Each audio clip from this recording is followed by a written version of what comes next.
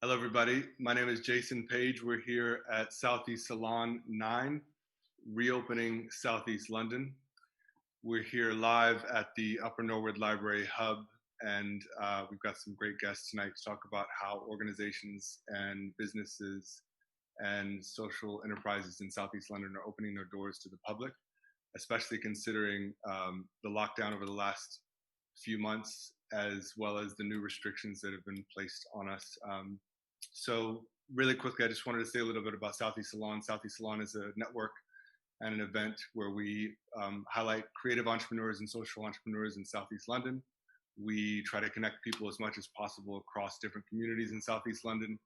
And we celebrate the area, which, as far as I'm concerned, is the best corner of London, of the capital. And tonight, we've got our 9th salon. We're here at the Upper Norwood Library Hub to discuss how organizations are opening their doors, basically, and continuing programming during the lockdown. And I'd like to introduce our guests really quickly, and then we'll have each one say a little bit about their respective organizations. We've got Margaret Adjaye from the Upper Norwood Library Hub, the director of the Upper Norwood Library Hub. We've got Gavin Barlow, the director of the Albany Theatre. We've got Meera Ghanshamdas, the manager from Moon Lane Inc., and Robyn Kasozi from Migration Museum in Lewisham, head of engagement. And we've got Lizzy, Lambie, and Dennica, Abdo from Fashion Meets Music here. What I'd like to do is to go through first and ask each of the folks online to introduce themselves and to talk a little bit about their organizations and when they're opening up, if they haven't already opened up, and a little bit of information about how we can find them. So can I start with you, Margaret? Yes, certainly. Welcome. Thank you very much for having me on. So Upper Norwood Library Hub in Crystal Palace. We are what I call a multi-purpose community and performance art space. We've got a library service that is run by Lambeth Council and supported by or co-funded by Croydon Council in our building, basically. And we do a wide range of things, from performing arts to hiring our space for lots of private social business activities, as well as children's activities, car park hire. So we do quite a lot in our space, basically. Okay, great. Thanks, Margaret. And when did you guys have had programming all throughout, or did you just open up recently? Since July, we've sort of been doing quite a lot of interesting things online and offline as well in the building. But the library side of things opened recently around the end of August, basically. Great. Cool. And I just want to say this is the first time we've been live at a venue in several months with the salon. So this is great for the library to play host to us tonight. Next, I'd like to introduce Gavin Barlow from the Albany Theatre. Gavin, welcome. Hi, thank you. Yeah, well, just to give you a bit of background on the Albany for those that don't know it, I mean, it's been around for over 100 years in Deptford. And it's a theatre, as you say, and it's an art centre. So unlike theatres, it's a kind of building that's just busy all day into the evening. So, I mean, we're busy with shows, music, theatre, across performing art forms. We did about 350 shows last year. But I think the core of the work we do are kind of community and participatory programmes. So we do loads of youth programmes for young people from about 5 to 25, and we deliver those not just at the Albany, but in youth centres and places across Lewisham and in Southwark. And other kind of programmes like Meet Me at the Albany, which is for older people, it kind of takes over the building as an arts club for over 60s. So yeah, I mean, we've also got 26 resident organisations that are based there. So it's a hub of activity, really, of creative activity in the area. Great. Thank you, Gavin. Next, I'd like to introduce Meera Ghanshamdas, the manager of Moon Lane Inc. And you guys have a few locations. Can you tell us a little bit about the shop and some of the other programs that you guys do? So Moon Lane Inc. is a social enterprise and also a bookshop located in Catford. We grew out of Tales on Moon Lane, where our directors saw a lack of diversity, not only within children's books, but also within publishing. So the social enterprise was set up to readdress that we stock like a fully integrated range of books within the bookshop itself.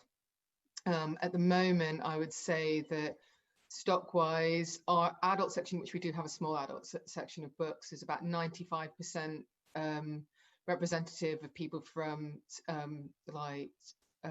protected characteristics.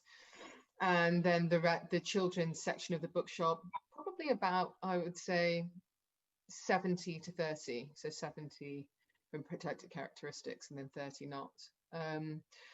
But we do, so besides having a physical bookshop and then the needs of the physical bookshop, we also run a lot of outreach projects, which include going into schools with authors, running a free schools festival, and running various other projects and outreach in various other guises, like supporting events with authors from diverse backgrounds, and things of the like, and just generally like developing a love of reading, but at the same time making sure that every child, but then also going on to adults, feels represented in the books that they read. Cool. Thank you, Meera. Next, can I go to Robyn Kasozi, and one of my colleagues at the Migration Museum, who serves as head of engagement. How you doing, Robyn? Hey, thanks for having me. So I'm here on behalf of the Migration Museum, and I had the pleasure of working alongside Jason just before lockdown happened. So Migration Museum started as a Migration Museum project in 2013 with a view to establishing a national migration museum in the UK. So they exist all over the world, but we still don't have one here in the UK, which is absolutely ludicrous, but perhaps not that surprising. Given the state of affairs. But so we moved to Lewisham at the start of this year. We had an incredible 2.5 weeks open, and then lockdown happened, which was pretty killer. But we run exhibitions, events, workshops. We have a really extensive education program, all looking at kind of telling these stories of the movement of people and showing people who don't think that migration is relevant to them that it is, because it's relevant to all of us, and showing people that know that migration is relevant to them, but perhaps don't see themselves represented in Britain's museums or in kind of the British national consciousness, representing those communities too. Cool. Thank you, Robyn. And last but not least, we've got Dennica, Abdo, and Lizzy Lambie from Fashion Meets Music in Croydon. Hello, ladies. How are you? Hi. Can you tell us a little bit about your program and how you got started and what's going on down in Croydon now? So Fashion Meets Music originally started as an event in Los Angeles, and it was an event with fashion shows, artist performances, and vendors showcasing emerging talent. It evolved into a pop-up in the UK, which would have large pop-ups in malls, and would have lots of emerging brands and designers, would have a big runway in the store. So the designers would get to produce their own fashion shows, would have artist performances. And then we kind of evolved into social enterprise, where the education part and workshops kind of, we kind of teamed, with your schooling. Yeah, so it's sort of like it's sort of like then emerged into sort of like an end-to-end kind of service, whereby we can support you, teach you, do your designs, manufacture, and then go to the retail kind of element, and then end-to-end kind of service, and work with different kind of community groups within the EEE for enterprise education or employment, but using the concept store as a base. Okay. And I think, go ahead, sorry. Yeah, and I was just going to say, for lockdown for us, obviously our physical space was shut in March, like everybody else. But then we developed an online program, online work experience program for young people that we'll normally have physically in the store, because we also use the space to give industry placements for young people, so they can also get live work experience placements and also deliver courses online. So we've done all of that all the way through lockdown, and then we physically reopened beginning of July. Yeah. I think one of the things that Fashion Meets Music and the Migration Museum have in common is that we're both in shopping centers. So I guess I could start there with both Robyn and Dennica and Lizzy. how has that space been for you guys? I know how it's been for us. I want to hear from Robyn, but starting with you guys down in Croydon, how has that been? Because I know there's a lot of empty spaces in Croydon. So how's that been? How's that experience been? As well as other shopping centers you've been in terms of reaching the runway, didn't we? Yeah, well, right. So yeah, all of our stores have a large runway in the store, and that was something we had to take down prior to opening up, just because of the whole social distancing and COVID effect. So we've lost our runway. We've lost our workshop space actually as well. We kind of had to bring tables into the back of the store where the runway was. So we kind of had a whole refit and changed the whole look of the store coming back in. Yeah. Interesting. And Robyn, what's it like? What's it like in Lewisham Shopping Centre for? Well, we've not opened yet. We've been really busy with our online and our digital stuff, which I'm sure we'll talk about in a bit. But so we're opening on the 22nd of October with a brand new exhibition called Departures, which looks at 400 years of emigration from the departure of the Mayflower through to present day. So it's a kind of an angle of migration that often people, when you say migration in the UK, people often immediately think immigration. But actually, I mean, it's two sides of the same coin. We are here because you were there. So we want to kind of tell that story, and that will hopefully help us to reach kind of a different audience too. So we're opening with Departures, which is really exciting.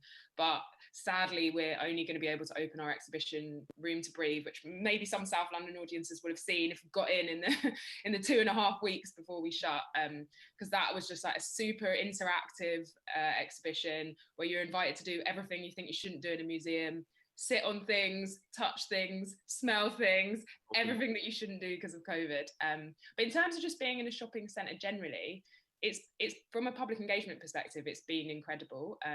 There's a lot of barriers for us as a migration museum. We have migration and museum in the name. And so as a result, it puts a few people off. I was chatting to someone at the Imperial War Museum, and they said, "You think you've got it hard? We have the 3 worst words in the English language." So it could be worse. But so yeah, it's been great for us to just kind of have the passing footfall. And yeah, then I guess with opening, it's just new measures. We're lucky that we have a big space, but unfortunately, as we were just in the final stages of installing Departures when we closed, it did mean that we're able to kind of adjust accordingly. It has been nice actually in those few weeks that we were open. I had just started, and the most amazing thing was to see people walking by looking for an H&M or looking for Starbucks or whatever, and they just like look up and they're like, "What is this?" They go through the exhibit and they just happen upon this museum in the middle of the shopping center. And some people, even from the most positive to the most negative, everybody had something to say, which is great. And I think on your, I think definitely what you were saying, definitely public engagement since we've reopened, it's been a very positive response, really positive, really. And you're saying like going to the H&M or going to the Zara, but people are looking for something new and quite excited. And you guys do the retail thing as well for the people that you're helping to develop their products and get their products out. But everyone has actually been really supportive, especially those that didn't realize the store was here before. Right. Now they're making an effort to come in and tell others, and it's been very positive since we've opened. That's cool. Meera, one of the things I like about Moon Lane is it's very close to where I live, and it's on a stretch of the South Circular that there's not a lot. Actually, there's a really great pub across the street from you, but there's really not a lot of there's not a lot of commercial traffic per se. And I know you've got the shop down in Herne Hill, but it's really nice to have that location right in that heavily residential area. How do you guys feel about the difference between the two shops? It is very different. Herne Hill gets footfall, which we don't. We're very much a destination shop. Yeah. And it is also really changing people's attitudes to buying books a lot of the time. And it's really, there's some frustrating elements about reopening in terms of we decided to only open 5 days a week instead of 7. So we're closed on Mondays and Tuesdays. And in some ways, like where I hadn't really had very many conversations or had heard people or kids go, oh, we can just buy it online because we'll get it quicker. I'm getting that a lot, like in the last, especially in the last few weeks, and it's the constant challenging of the importance of coming to a place that because you care about it and you want it to keep existing, but also that it facilitates what we do in terms of our social enterprise as well, and what we do as a community interest company. And I'm seem to be constantly having that dialogue at the moment, which is interesting. But Herne Hill is very, very different. It's also very different demographically. Where we're situated, it's such a mixed bag in Lewisham. I never really realized how far people came from to the shop until we started doing deliveries. And interestingly, what they said at Tales at Herne Hill was many of the people that asked them for deliveries weren't their regular customers. But I didn't find that when I was dropping books off to people, which is what we did for the beginning bit where we were doing a delivery service. I'm just like, wow, you are a regular customer, but you've come from like all the way in Hither Green, or you come from Bellingham, or you come from right the other, and Catford's huge, and they've come from right the other end of Catford, because when I walk it, I'm like, wow, that's like a 40-minute walk, and then it's another 25-minute walk to my house. So I got really fit as well during deliveries. But yeah. And Gavin, the Albany, you guys, like you said, you've got a number of other organizations in the building. And I remember from working down in Deptford, the cafe is amazing. You've got a lot of people buzzing about from all the different organizations that work there. How has that been in terms of during lockdown with all of the different organizations sort of coming in and out? Well, I mean, like everyone, there was this sudden shutdown, wasn't there? It was kind of an immediate decision and nobody was in. And actually the building was still used for emergency use. There was a couple of resident organizations, but for a couple of months it was, deserted. And then we started to partially reopen in July. So we did some youth programs over the summer. We're lucky to have a garden space as well. So we're able to do loads of stuff outdoors. We did an outdoor, we did loads of things online, but then we did an outdoor show in July. And the resident organisations started to come back into the building. So very slowly you had this kind of sense of the building coming back to life. And then a couple of weeks ago, we did 2 weeks of gigs. So, I mean, just for invited audiences that we then streamed, but it gave us a kind of a bit of a trial run about how we can open properly. So today is the day that we actually properly open the doors and open the cafe and the garden so you can just wander in. And that felt great. That felt like a kind of a real moment at which not quite open as normal, but it kind of properly open. And also starting doing, I mean, we did an outdoor show on Sunday, but starting doing shows in the main theatre space from next week. So working on a program, and some of it's already online, we've already announced it, and some more is going to be announced on Thursday. In fact, a couple of things have already sold out. So, I mean, obviously with reduced audiences, so maybe it's easier to sell out, but it kind of feels like there's clearly an appetite, a desperate appetite for kind of some people to come back into communal spaces and to experience things together. Yeah.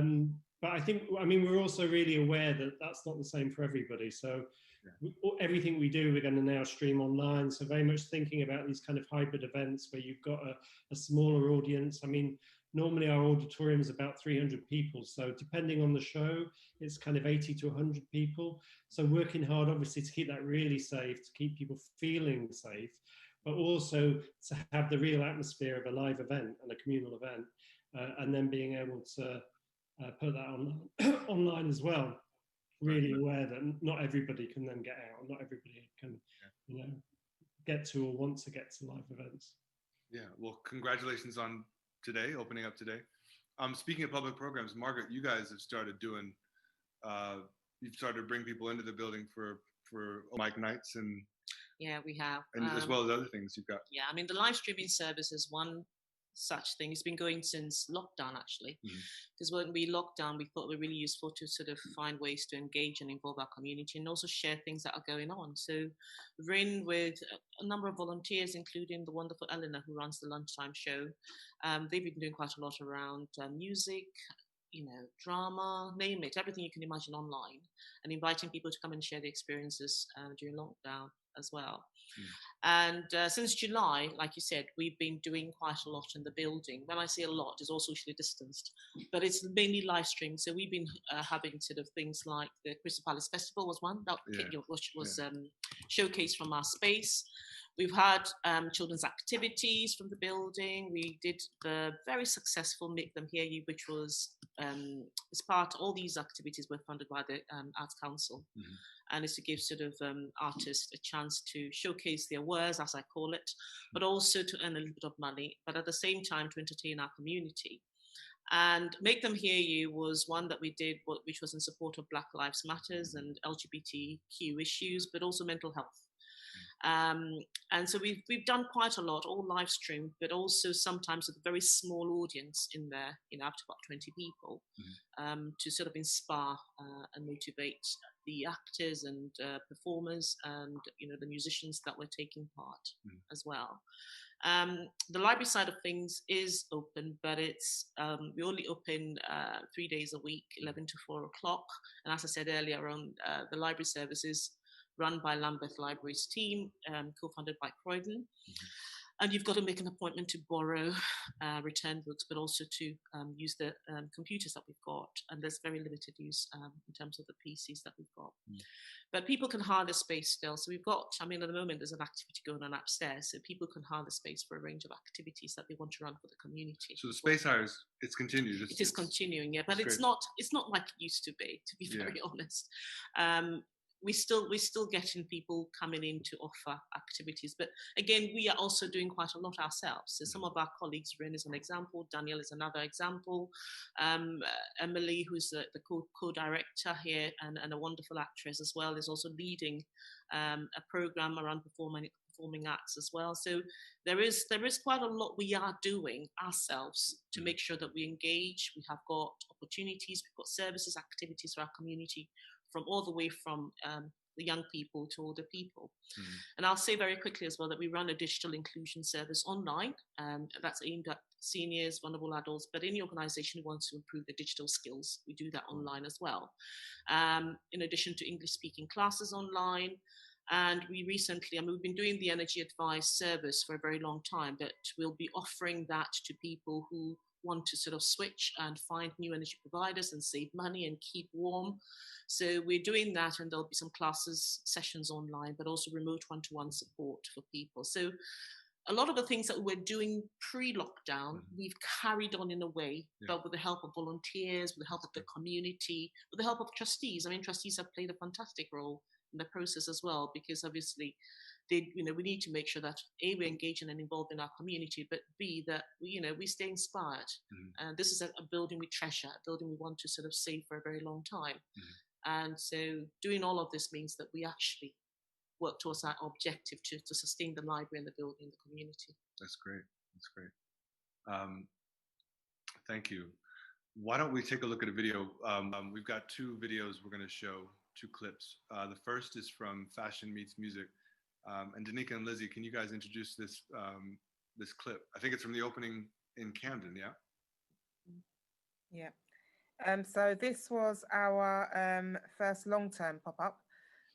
So we were there for a year, which we collaborated directly with a college, Big Creative Education, whereby we had the retail concept store at the front, which we've previously discussed, but also at the back we had a classroom whereby we taught their fashion students.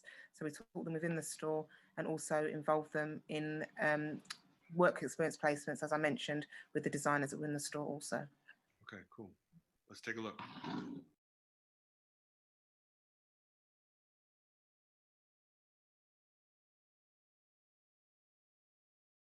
Together.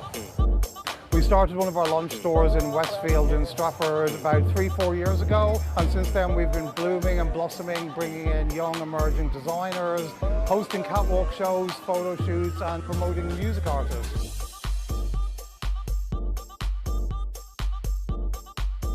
With the collaboration with BCE, the college, we're going to be working with young emerging designers, teaching them the basics in fashion, from using a sewing machine to fabrics, how to design their own clothing, giving them that first step in the fashion world and learning how to do what it is they need to do to get their product and their names known. Fashion Meets Music being an actual store that's selling clothing and merchandise. The involvement with the students would have them here once a week studying fashion and styling to gain their level 2 qualifications, which will then hopefully enable them to go into a level 3. But at the same time, they're gaining industry experience by working in fashion.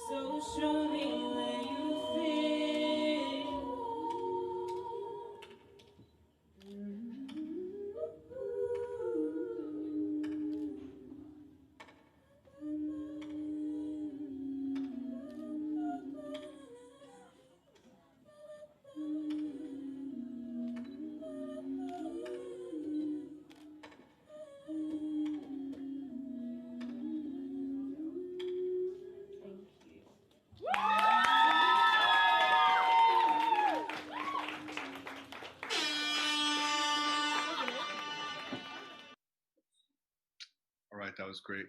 That was fantastic. And let me ask you guys, Tora Lambie, any relation? Yes, my daughter. That was great. And what about the space? Was that near the market or? Yeah, in the stables, yeah. Got it. That was really great. The stables, yeah. One question that leads into, for everybody or anybody that can answer, probably applies to everybody. One of the things I'm curious about is how different creative people throughout the capital can either get funding, get access, get support, but also get paid positions to support some of these organizations. I mean, as an example, I'm sure that there were a lot of people that went into the production of these shops for Fashion Meets Music. We've got people such as Ren who produce content for the Library Hub. As well as at the Migration Museum, there are people that do creative work for us as well. Can any of you guys talk about some of those opportunities that have existed in the past and going forward, some of the things that might be coming up? Anybody at all? Yeah, sure. I can talk a bit about the Migration Museum. So we when we do our kind of exhibitions, we put open call outs out. It's usually for our social media. So we're at Migration UK on Twitter and at Migration Museum UK on Instagram and Facebook. And we put call outs for kind of, anything for artist contributions, but also photographers for events, for example, or recently we commissioned an animation to be made, and that was an open call out that we put for our channels.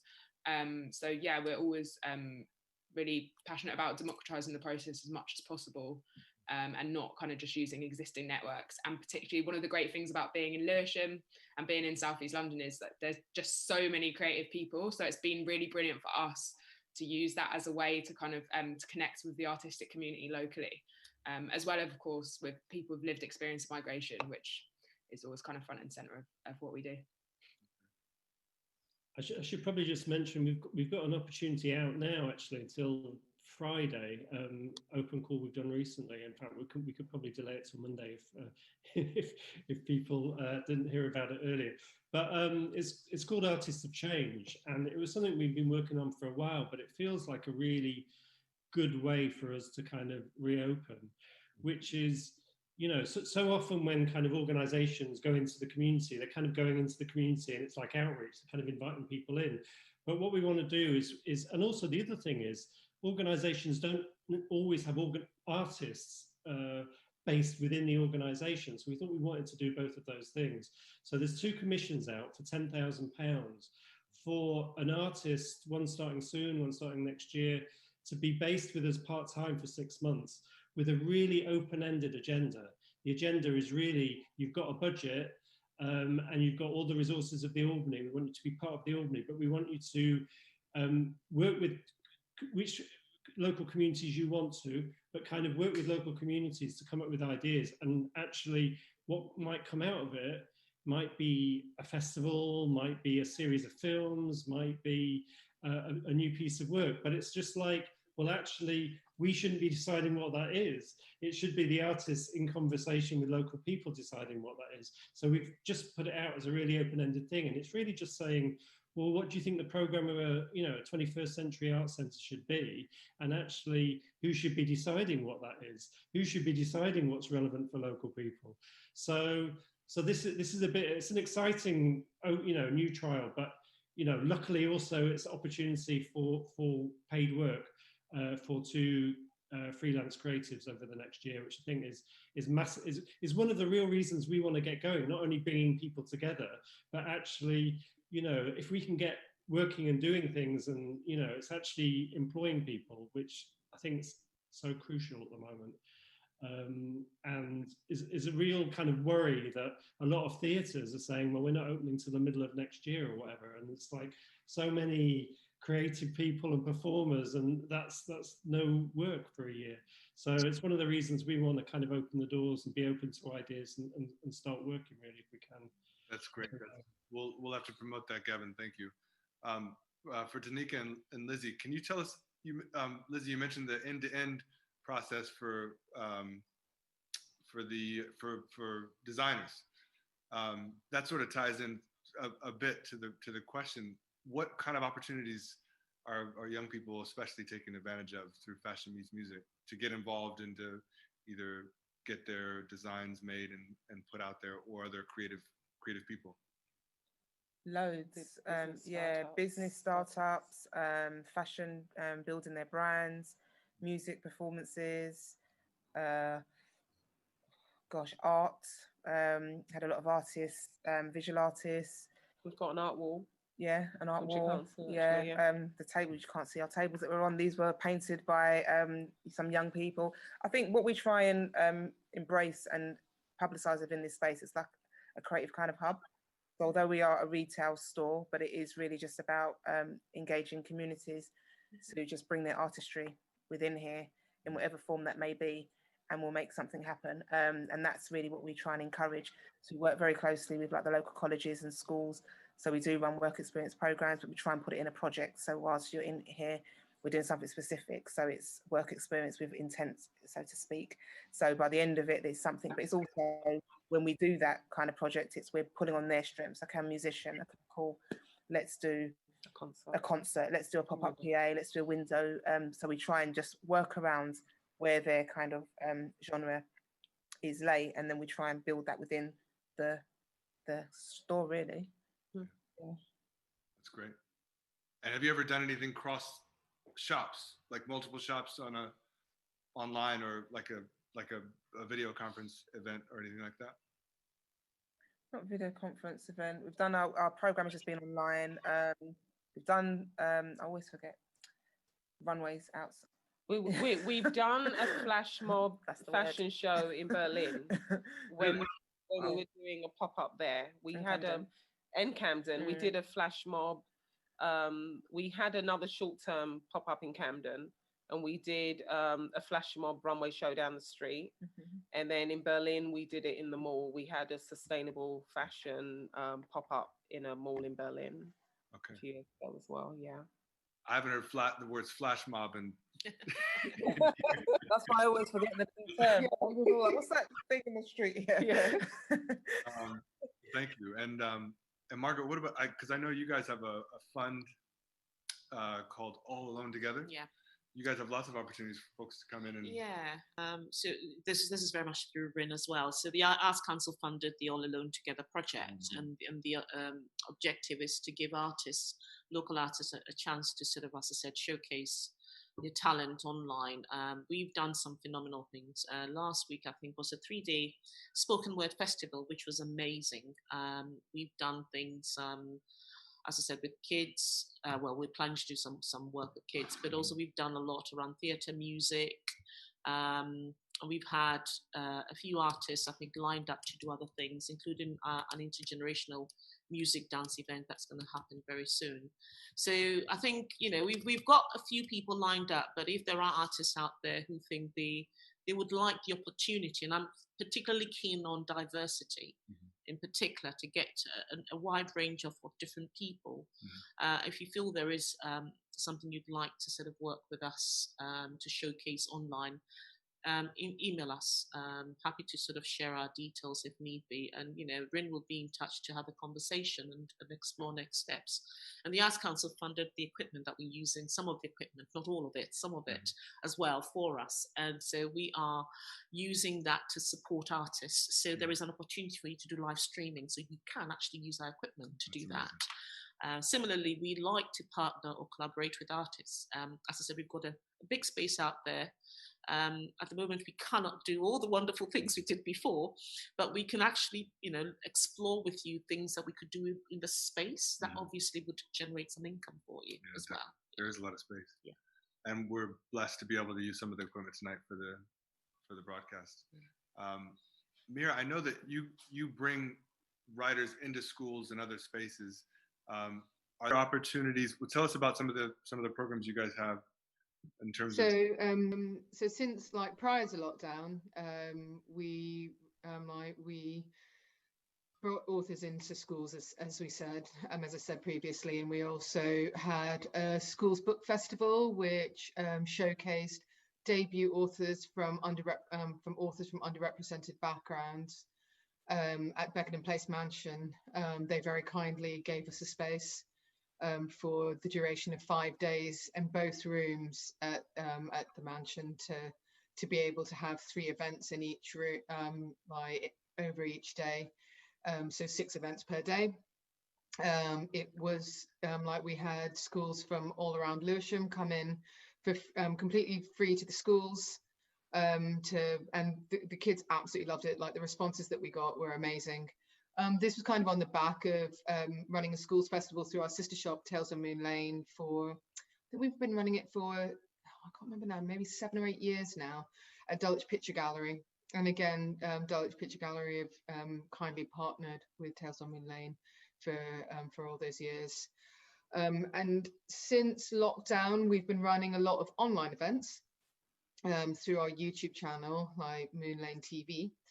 I have some reservations about reach sometimes, because there's always a point about there are many families that can't afford to have a streaming service. And so I'm slowly trying, some of the things that we have been doing to try to increase engagement, because after all the Black Lives Matter protests, we got asked to write a lot of articles and engage with our schools with our knowledge to increase the books that schools either had to offer, or write articles about books that we would suggest that have that symbiotic relationship of for counteracting racism, but also promoting inclusion. And we've said over and over again, you can't really have one without the other. Invariably, there seems to be, we seem to see this pushback quite quickly with parents of going, well, if we don't talk about race, if we don't talk about the lack of diversity, or if we don't talk about prejudice, then it doesn't exist. And it's just like, well, actually, we say over and over again that if a kid is young enough to experience racism, then their cohort is young enough to know what it is. And so we have a lot of discussions based around that, and we've been working with schools on that basis to develop their understanding. There has been a really, really great response from schools. I'm hoping to, in the next couple of months, actually start developing projects within schools so that we can live stream events with authors. The logistics of it don't seem that difficult, particularly. And it does mean, and schools are absolutely gagging for anything that is not just the normal curriculum, because they can't do any trips or any things that used to kind of inspire kids in a different way. So we're hoping to do that. I'm talking to a school at the moment about some of the logistics, and we're going to try a couple of experiments. But we also have upstairs an event space. The rooms aren't particularly big, so unfortunately, before we had a lot of classes on, and we used to have a lot of, you know, mum and baby toddler classes and storytelling, and that's for that age group especially. Even though we've been asked left, right, and centre, the logistics of the space just aren't feasible. So we're thinking about how to develop the space in a different way, and we've developed an education centre upstairs now during lockdown, where schools can come visit and talk books and talk about increasing their like changing, well, decolonizing the curriculum for one thing, but also just changing and what they have to offer, and really developing their understanding of how amazing that the books are on offer at the moment, and how they can inspire children. Great. Thank you, Meera. Shall we take a look at the video from the Albany Theatre? It's from the program Question for the People of Deptford. Gavin, you want to tell us a little bit about it before we... Yeah, I mean, it was Question for the People of Deptford was one of the last projects we did before lockdown with artists Louise Murray and Nigel Barrett, who were based with us for 6 weeks. And it ended up, which you'll see on the film, in a kind of free one-day festival, which was all day and all evening, which basically showcased local creativity and local talent. And we asked Kevin Ibrahim, a filmmaker, to make a short, it's just like a 2-minute film about it, but it's very much not a promo for it. I mean, he had complete artistic freedom. So it's like a personal artistic response to that particular program. And it's a lovely little film, actually, and it feels like a bit of a love letter to Deptford. And it also, for me, feels a little bit like a mini manifesto of why and how we want to reopen as a venue. Let's take a look.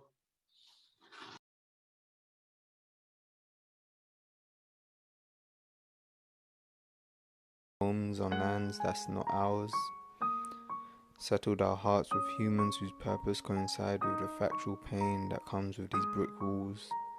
We've seen the pain of love, the death of life. Life itself is the only thing that thrives.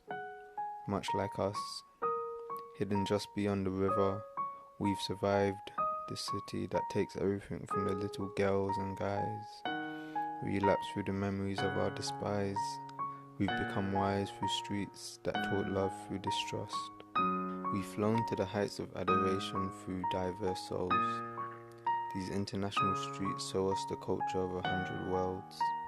Universal colours that feed our visual cortex, expanding the mind in ways that release us from stagnant ignorance. We've just grown, and now changes are being spawned through new buildings and shops. Sometimes it feels like we're losing what made us. Acceptance of change is what comes next. Encouragement of togetherness through the souls of spirits, days filled with community, compassion, love and respect of differences. A bond with nature can be installed into the minds of the young, expanding creative destruction, learning to let go of what we once loved. Grounding ourselves with the world that we are here to nurture, respecting and giving thanks to the mothers of nature. The rebuilding of forests is of utmost importance. We'll pave the way for the young to become the future we want to see. It's in their hands. Our world will become as big as we allow them to be. Love is the only thing we're holding on to. Thank you, guys. Thank you. Bye. Bye.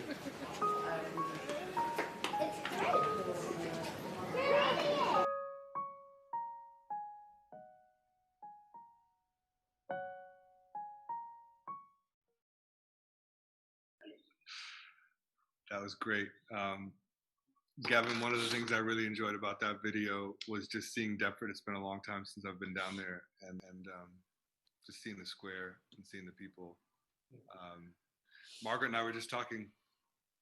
I'm curious, you might have mentioned this before, but the cafe especially is like who's who in Deptford. It is like Times Square, Deptford. How how has it been in that space, in the square, the market?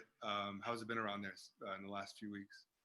The last few weeks, it feels almost back to normal in the sense like the market's back, which is obviously the kind of heart of the high street. So yeah, and now that the Albany can kind of rejoin that as a space where, as you say, it's this kind of huge open space with the garden that's at the centre of the building. But it is, as you, just all the creatives in the building, but anybody coming in off the market or just people hanging around and hanging out there. A lot of people working from there, using it as their office and meeting place during the week. So it's great that that kind of feels back and connected to the high street. Cool. Well, thanks for sharing that video with us. I'm conscious of time. I just wanted to ask one question around Robyn, open-ended. We'll start with you, Margaret. Some of the challenges and pitfalls with reopening in terms of health and safety, I think a lot of us are really heavily considering what we need to do to bring people in safely, people that even under normal circumstances might have a hard time accessing our spaces. What types of things are you putting in place, or have you thought about or come across? Cleaning. Yeah. I mean, obviously, for people who come in for activities, we do take temperatures. Risk assessments is another thing as well that we're very hot on. So if you want to use the building for anything at all, you have to go through a very detailed risk assessment process before you can actually do anything. But as I said, it's deep cleaning all the way around every day, basically. We do more cleaning in the building. But we've also got hand sanitizers everywhere, and we're encouraging people to wash their hands. So, when you come in for an activity, we say just wash your hands and, keep safe, keep healthy. But also wear your masks when you're in the building. It's very important for us that you wear your masks. Similarly, the staff also take every precaution, volunteers as well, wearing masks, but also cleaning as well. But as I said, it's very much about cleaning. And the library obviously has got its own sort of approaches to handling books as well. So, we've got to put them away for a certain period of time to make sure that it's COVID-free before the books are brought out again. So, it's a very intense process, but that's the way we can actually keep everybody safe, and also social distancing. So if we have anything at all, it's very, very tiny numbers of people that we're looking at. But also educating anyone who comes into the building to be fully aware, to make sure that they are protecting themselves by protecting other people as well. Yeah, that's an interesting piece, because obviously we're getting information all the time. Absolutely. And it's important to be able to share that. Dennica and Lizzy, how about you guys? What have your thoughts been in terms of reopening? Well, it was quite scary initially. We were like, oh my gosh, what are we going to do? So we've got hand sanitizers as you walk in, not allowed to touch any of the stock without using the hand sanitizers, masks, no trying on of clothes or any kind of items. We wear shields. Any members of staff have to wear shields whilst in the store. We haven't had any events at all. Not sure how we can, because it's public facing, you can't dictate what the numbers may be, because we may do an event and we say 10 people and then 15 customers walk in. So the only way to sort of like minimize that was to not have any events at all, which sort of like takes out our heart and soul, but that's what we've got to do for the moment. So yeah, I think the workshop if we're running workshops. Yeah, basically we haven't been able to hold anything. All right, I was trying to be a bit more. And your hours are dictated by the shopping center hours, right? Yeah, and they've cut those down as well. Cut the hours down. Yeah, we do like a one-way kind of system in the store. But then you also coupled like within a public space, we do get customers walking in saying, "I'm not wearing my mask," and how do you deal with that? So we also get that as well.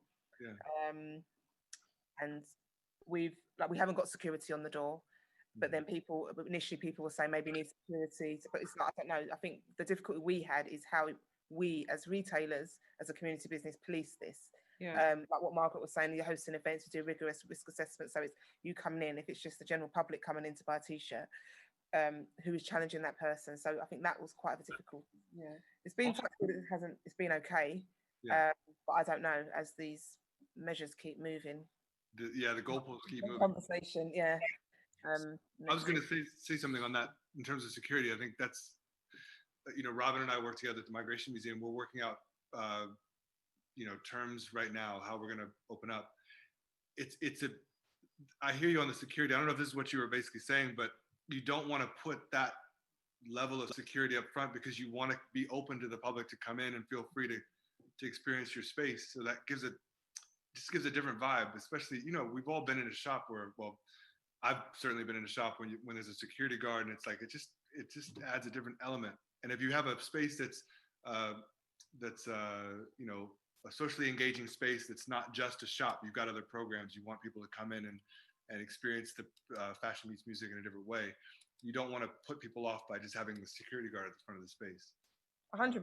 And I think when we were in full lockdown and we were doing lots of like webinars, like reopening Croydon, etc., and it was mentioned about security, and we said exactly the same thing. Yeah. Why would we need security? We didn't want to go down that element at all. But then I suppose on the other side of it is if you go to Sainsbury's, especially in lockdown, there's a member of staff at the front that's sort of like monitoring who comes in, who goes out. But then it was like, well, we haven't got another member of staff as a social business. Who is that member of staff going to be? And then if you do get that member of public that's saying, actually, I want to go in the store, and is a member of staff, I just want to be a retail assistant. I don't want to be having to fight, arguing with, do you see what I mean? So then it just started spiraling. How do you actually organise that? So we're just sort of like playing it by ear. But I've noticed in the last few days, there are being more and more queues outside stores. Yeah. Because of the changes. So like I said, I don't know what the next 2 weeks will bring. Whereas before we were fairly going into stores quite quickly. Mm-hmm. But the queues are starting to expand. So I don't know, we'll see. Mm. And Meera, how's it been for you guys with the books in the bookstore? So can I just ask a question of just about something that you just said? Yeah. All right. I just wondered what it's so interesting hearing you talk, and it is because I mean there's so many similarities between like how we're set up in Lewisham Shopping Centre and you guys. I just wondered how you were dealing with, and how like particularly like your staff team were finding like dealing with people that don't want to wear masks, and is it happening often, or yeah. But then I feel like I don't know. Who was it? I don't know. One of the big chains. I don't know who it was. I think Sainsbury's something. But they're not going to challenge you. So I feel like if they can't challenge, we can't be expecting retailers to be challenging you. And so it has to have that kind of thing. We do ask everybody though regarding the hand sanitizers and touching things. No one refuses that. But if they haven't worn a mask on TFL and walking around Croydon, they're not going to respond to us. Yeah, absolutely. Yeah, you know what I mean, so it's just pros and cons really. But so we have independent designers. We can't afford to quarantine their clothes because your hands aren't sanitized, and everyone's okay with that. Yeah. It's the mask issue. People have got their own views on wearing masks, period. So it's not for us to. Yeah. I think it's similar. That's an interesting one for me too, because I'm from the States, and so I'm watching it. It's heavily politicized in the States because of the current political environment, which just adds a whole nother element in terms of this confrontation and filming, and every day there's a video on Twitter. So it's just very strange, and whereas we've got a different set of, it's like it's the same virus, we've got different rules and regulations here, which I find quite interesting. And it's interesting you said you can't quarantine the stock. You've got materials and goods from designers in the shops. You've got to make sure you safeguard those as well. Yeah, but that's their bread and butter. If they've got 10 items and someone touches 4, and we have to take 4 items off the floor, that's their bread and butter. So that we're very hot on, and we haven't had any issues regarding that. It's the mask, which is a very political issue, period. People got their own views on it. But if TFL aren't going to question you, I don't see why we are. And Meera, what about you for the 2 bookstores? So we ask everybody to hand sanitize and wear a mask, but we've also encountered people who, like they're told, like you get on the overhead on TFL, that if you can't wear a mask for whatever health reasons, because you have breathing problems or other issues, then we always take that into account. We have had some altercations with customers also, because what's quite hard is we ask everybody to use hand sanitizer but little kids, like, we keep finding that parents aren't monitoring their kids in the shop, and and we've had to go up and up to parents and go, if possible, could you, as much as possible, handle the book, because we know that parents are a lot less likely to touch their face over and over again. Right. While kids, by the time they've done a rotation in the shop, they've touched everything, including their face and eye, and it's just not really working. And it's a very different environment, because we welcome families into it, and we want to make the space as welcoming as possible. But we just try to have a very polite conversation with people. Most of the time it works fine. Every so often it doesn't. Yeah. And it's an interesting. Can you imagine these kids growing up? They have this whole other level of just, sneezing. Their experience. Yeah, exactly. Yeah. Yeah, their experience is like, we keep saying that kids of this generation, they're in the last 6 months, has it been 6 months now? I think 5 months. But yeah, their experience has completely changed, and they've had to experience something that nobody else has for that generation, and how anxious it's probably going to make them. And there's a whole load of elements about that. So you can almost understand parents' resistance to try to, and have a level of normalcy. But then also that's what we try to explain, but we're also trying to exist. And if there's that whole thing, we do have to sometimes take books off and to take them away for a little bit and then bring them back, and kind of thing. But we can't we're both small bookshops, and we can't have what Waterstones are doing, where as soon as somebody touches something, it goes away for 2 days. That's not possible. We just can't have that kind of stock level. So yeah. One of the things I'm conscious of is we did a safeguarding training, and Robyn, I don't know if you were in this, but the trainer basically said something I'll never forget. Every single day on the floor, I would remember this. Because we're in the shopping center, whatever's out there is going to come in here. Yeah. And she just meant that, good or bad or everything in between. Gavin, you guys are right on the market, and it's a wonderful place. What are some of the things you guys have had to deal with in terms of the building? Or I guess this is your first real day open, but. Well, yeah, I mean, we have been open, but it's been quite controlled up till now. So today was the first day that the doors are literally open, and then we've done outdoor shows, but then we're doing indoor shows next week, open to the public. So, I mean, all the things that have been mentioned, as Margaret said, cleaning, it's never been so clean, and changed one-way systems, really good signage, everybody, all the staff in masks, and there's all kind of perspex screens. But I think the key thing for us is there are going to be kind of situations, I think, particularly flashpoints over masks and things like that, and we'll have to manage that. But it's kind of balancing. We want people to come in to feel that we kind of have their safety in mind and that they are safe. But we also want to keep it really welcoming and accessible. It's like the issue with kind of security. And, you're putting on events. There's got to be the vibe to it. There's got to be the atmosphere. So it's, safety is absolutely 100% paramount, and everybody has to feel safe. But actually, there's a real balance. And I think part of that is really just communicating with audiences. So just trying to be really clear and really honest. And so if you come to a show, we'll send you an email and we'll talk to you if you want to talk it through. So I think it's just almost over communicating. It's like, well, you can't over communicate. It's like, just keep talking to people. And generally people have kind of understood where we're coming from, and understood what we've requested, and complied with it, and understood that it's not about us setting rules. It's about other people feeling safe and protecting other people, and being, and being part of a community, rather than just thinking of yourself as an individual with your own rights and doing what you want. So far so good, but as you say, it's early days, so I'm sure we'll encounter some. I'll ask you again after Wednesday when the market takes place.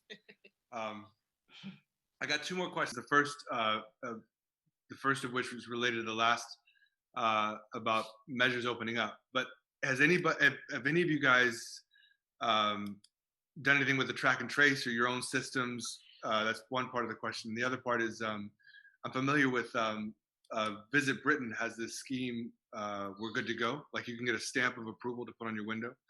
Have any of you kind of participated in any of those things, just to sort of some kind of a stamp of approval, or have you worked with the track and trace? How's that working? Anybody have any thoughts on that? No, I mean, I think for the library services, I was just looking at what Lambeth was doing, but I think the library service is part of the NHS test and trace service, is what they're saying. So if you're using the library services, and at the same time as when you test positive for COVID-19, you'll be contacted by the what do you call it, the test and trace team. Yeah. Similarly, with our activities, they're all ticketed anyway. So, if there's information available, if we need to pass it on, but most things, I mean, even though we keep saying we're open, everything is done in a very controlled way. Yeah. So you can't come to an activity or event in the building without booking. Without a ticket, yeah. Absolutely, yeah, it's one of those things. So, yeah, it's a bit extreme, but I think, in this current climate, we just have to be cautious, basically. Yeah, Anybody else have any thoughts on? I mean, we've got a kind of, so you come in and you do a QR code and you sign up to an app so that we're signing people in and out. And I think we also signed up for NHS test and trace for cafe visitors from today. So, yeah, I mean, who knows how well it's working, but it kind of feels like it's essential to kind of try and be part of that and to monitor. So I think for the most part, people understand what the deal is. Yeah, I think so. I think people do understand. There are some who don't. It's the same as with the masks as well. Some people will wear it, other people will not. And test and trace is something that some people are not particularly comfortable with, but you can understand why it's there. And the fact that because we run public spaces, we have got to be cautious. We don't want to be those spaces where somebody comes in and obviously there is a high infection rate in the community because we haven't taken the necessary precautions. We want to do what we do very well, but similarly, we just need to make sure that the health safety of our community and our users and our staff and volunteers, everyone is paramount, basically. Yeah, true. Yeah. Good. For us, it's been an interesting one because we have a shop at the front of the museum, and then you kind of go in through the exhibitions. So obviously there's kind of different rules and it's hard because people that come into the shop, sometimes they just nip in for kind of literally a minute and then leave. So I think what we've decided to do is where we take information for track and trace is at the entry into the exhibition, which is actually quite convenient for departures because it's set up like an airport. So you go into the boarding lounge first and then you go through a series of gates, and different gates are different reasons for leaving. So that desperation, opportunity, or lifestyle, or forced migration. And so we're kind of rolling it into that and hopefully not losing too much of the experience. But yeah, I think as well, it's really understandable with different communities not wanting to give their information. And I guess that's something that we have to be sensitive to. Definitely. And I think working with Robyn, Migration Museum, and I think everybody knows this, you don't really know how it's going to go until you open up. Until you actually put it into practice. Listen, I just wanted to finish up by giving everybody a chance to talk about what you guys have coming up, how we can find you. We're going to put all this information online, but I just wanted to go around and have everybody talk about some of the opportunities coming up, remind us what you've talked about in the past, and definitely about how we can find you on social media so people can find you directly after the broadcast. So let's start with you, Margaret. I'm not the most social media savvy person. I always look at Rin and say, Rin, help! But we've got quite a lot going on in Facebook. So Upper Norwood Library have Facebook. We've got videos on YouTube. But I think one thing I'd like to share is the Crystal Palace Performing Arts program, which was launched I think yesterday, and is aimed at 6 to 18-year-olds. So if you've got kids out there or young adults out there or teenagers who want to learn how to dance, music, perform, do drama, whatever it is, we have got some phenomenal people leading that. Okay. So it's available during the term time, but also during the holiday period. So go online to our website, have a look at the Crystal Palace program that we set up, and you'd find details of how to sort of book. But also we try to, particularly during the holidays, we try to put on things again socially distanced for families, to obviously send their kids to us, and they're protected very well. And we do sort of socially distanced arts programs as well with them, including learning how to be a theatrical actor, for example. Fantastic. So yes, so we're doing quite a lot, and I can't tell you all about it, but it's all online. So go there and have a look. Well, we'll direct people to your website and other social media links. Okay. Next, Fashion Meets Music. What do you guys have coming up? We can't say. We have something really exciting coming up in 2 weeks, but we can't actually say yet. You really can't say. We actually really can't say, but it will be on our social media. That's excited, yeah. Well, maybe we can put that on our channels as well when you're ready, and we'll. Yeah. How can we find you on social media, on Twitter and Instagram? FMM Pop-Up for Instagram, Twitter, and Facebook. Yeah. Fantastic. Watch this space, 2 weeks time, yeah? Yeah. Okay. Meera, what about you? And also just we are also about the work experience. What we also do is we mentor young people and place them in creative kind of work placements. So if any of the organisations want to take some young people for like 40 to 50 days, let us know as well. So that's something we do have for creative industries that want to give college students support basically for industry placements. It's similar to what we do, but we also act as a host agency for other organisations as well. And that's everything from business development ideas to fashion to music to everything, yeah? Yeah, of course. Yeah. Creative, yeah, that's great. Thank you. Meera, what about you guys? So we have a couple of things on the horizon. One of them is in Southwest London rather than Southeast, but it's Streatham Literature Festival is running actual events, and we're supporting them with providing their books, which we only, I believe, is going through. I have sent an email confirming that we would love to do it, and so we've also collaborated with somebody who runs writing workshops within Lewisham to write for 11-year-olds to 25-year-olds to write a letter to 2020, in whatever guise that comes in. And we've only got 10 more days for submissions. So anybody, if you can, post about that, that would be absolutely amazing. Because I imagine people would have a lot to say to 2020. I wish I could do it.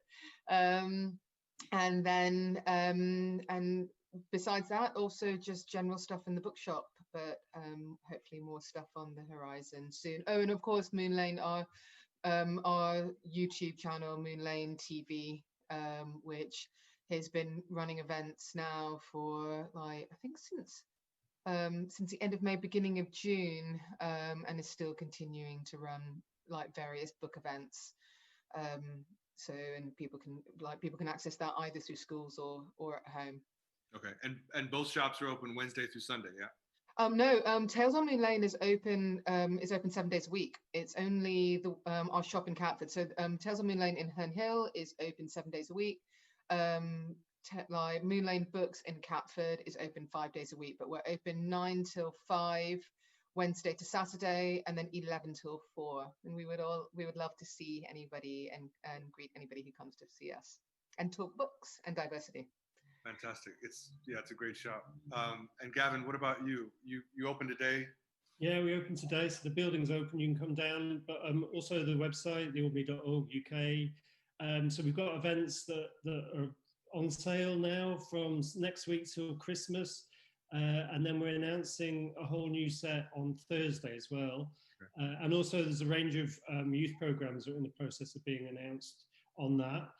And then updates obviously on social media. So I think we're Albany Deptford on Facebook and at the Albany SEA on Twitter and Instagram. I should also just mention one of the things that we did in lockdown, because we have this older people's program called Meet Me at the Albany. And obviously we were worried that a lot of those people didn't have online access. So we're now doing a weekly radio show called Meet Me on the Radio, 10:30 on a Tuesday morning on Resonance FM. So it's on the Resonance website, but it's also on Resonance FM. And actually, it's presented by two of the participants. They're working with a different set of creatives and artists all the time, doing a fantastic job. And it started out as a way to kind of replicate the program for older people, but it's become something that loads and loads of people are listening to. So, and something we want to continue doing, actually. So, yeah, BBO Radio on Resonance FM, Tuesday mornings. And also the open call for Artists of Change. Yeah, it's on our website. So, yeah. And last but not least, Migration Museum, what is going on at the Migration Museum? I'm so glad that you asked this question, because I was just thinking that Aditi, our head of creative, is going to kill me that I don't mention the exhibition, the online exhibition, which we're launching next week. Well, she'd have my neck next after she... Yeah, exactly. So we're really excited to be launching an online exhibition called Heart of the Nation, Migration in the Making of the NHS. Obviously, the COVID-19 pandemic has, like, for all of us, I think, just really highlighted the importance and the centrality of the NHS in our lives, but also its reliance on people from all over the world. And it's not a new thing since the NHS's creation. It has always been staffed by migrants and people from across the world.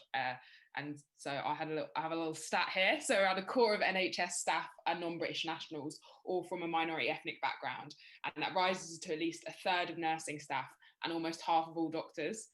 So when we're talking about the NHS, when we're clapping for the NHS, actually, as has been kind of prominent in this conversation, we also need to be acknowledging that we're clapping for migrants, and migration affects us all. So we're really excited to launch this exhibition, this online exhibition, and it's more of an online experience.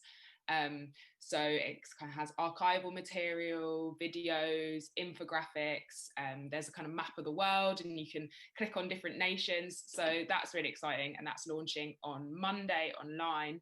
So if you follow our social media, you'll be able to stay up to speed for all of that. And then we have kind of a parallel social media campaign that's running alongside that, where we're doing like Instagram lives with some of the contributors. There's some great stories, like there's a couple that works in their same hospital and then they got married in the hospital. There's one doctor who, she grew up in a hospital till she was 9 years old, and she said that hospital food is her favourite food. That is Dr. Nita from Hull, which I find hard to believe, but it's going to be really good. And then the other thing, so Dennica and Lizzy, when you mentioned about your work experience placements, I'm definitely going to chat to you guys about that later on. But we really do rely on volunteers, but we always, with our volunteer program, are trying to kind of work out how we can best benefit our volunteers too. So we have partnerships with goldsmiths and working with Lewisham College so that people can get accreditation for their volunteer placements. But yeah, especially if you're local to the area, it's been so lovely in Lewisham having kind of new local volunteers. So please do get in touch. And yeah, there's lots going on, but please follow us on social media and yeah, take a look. And we open the 22nd of October. With departures. With departures, yeah. Fantastic. Thank you very much, Robyn. I've got a message from one of our previous guests, Tracy Francis, who runs the Peckham Nunhead Free Film Festival and also Women in Film. She says, I think it's important for us within the community to engage with our Southeast venues businesses as they slowly reopen and adapt. Keep sharing online what is happening with your venues, as we need you within the community. Thank you very much, Tracy. Tracy's a really good friend of the South East Salon. Can I just say thank you guys so much for joining us on South East Salon. You guys were amazing. And I'm looking here. Sorry, I'm looking right here. Thank you to you. Thank you to everybody that joined us today. Thank you for all the folks that are tuning in. Thank you to Ren. Thank you to the Upper Norwood Library Hub, Fashion Meets Music, Moon Lane Inc., the Albany Migration Museum. You guys have been great, and we will see you next time. Thank you very much. Thank you. Bye, everyone. Bye.